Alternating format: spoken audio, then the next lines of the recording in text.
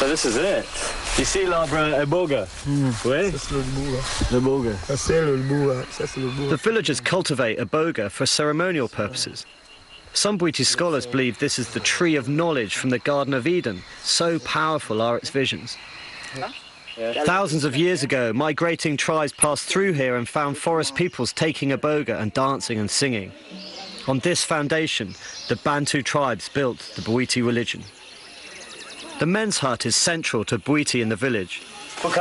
Its structure represents the human body. The carved pole at the front represents the physical parts of man. The screened area at the back, the spiritual. Only initiated men can go here.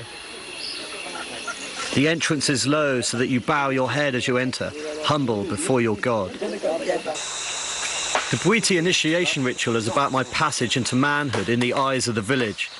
I want them to respect me as a man, so I ask if I can join them on a hunting trip to learn some of their skills and show them how strong I am. 4 of the men agreed to take me to one of their remote hunting camps, but first we need to make some poison arrows. Firstly, they get slithers of bamboo and they slice down to get a small chunk off, and then they smooth it and round it in, like Jean-Pierre is doing here.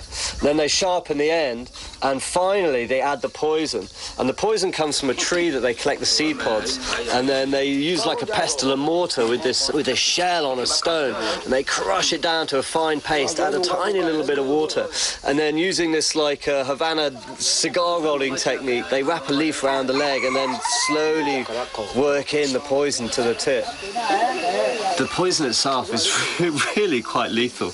I just asked the chef here how long it would take to kill a man. He said it would be instantaneous. The camp is a day's walk into the cool forest. The Babongo are masters here, equipped with an almost supernatural affinity with their surroundings. I can't wait to see them hunt with a bow, and it's not long before we're tracking something big.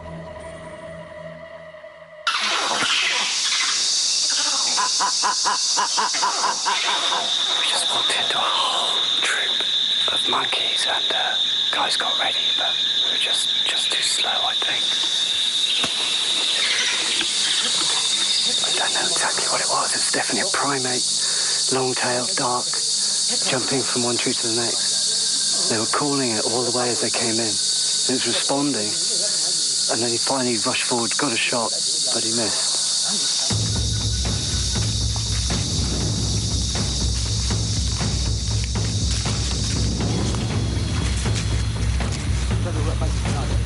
The hunting camp is a beautiful wooden structure built in the bend of a river, about 12 miles from the village.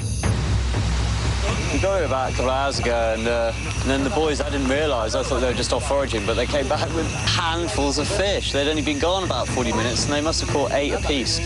So they've just been chopping them up, adding a bit of chilli, which we found en route, a bit of salt that they brought. They wrapped them in these leaves and bound them with twine, and then just stuck them straight on the fire. I think it'll be delicious.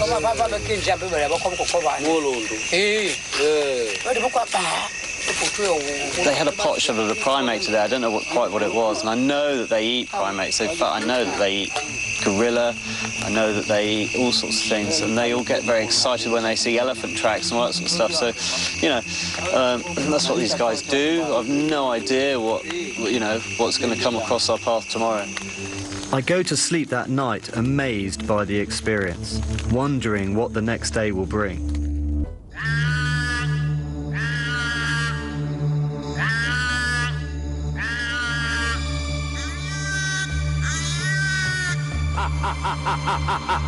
It's day 2 of the primate hunt.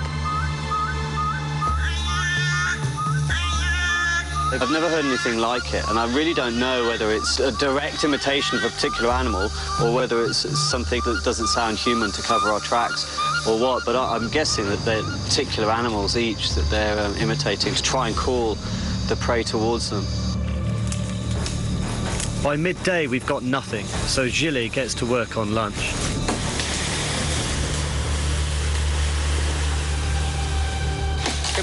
Oui, tiens. Merci. Masao. Masao.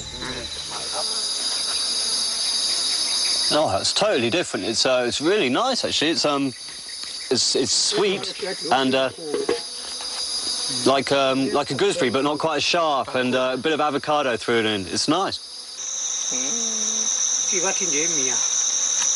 Aujourd'hui, peut-être un peu hunting. Oui, oui. Aujourd'hui? Oui. Oui? Oh, OK. Bon. I'm keen to do something, but the hunters have other plans. My Western attitudes to time simply don't apply here. The hunters have eaten, so now they'll sleep. When they're hungry again, they'll move, confident the forest will provide.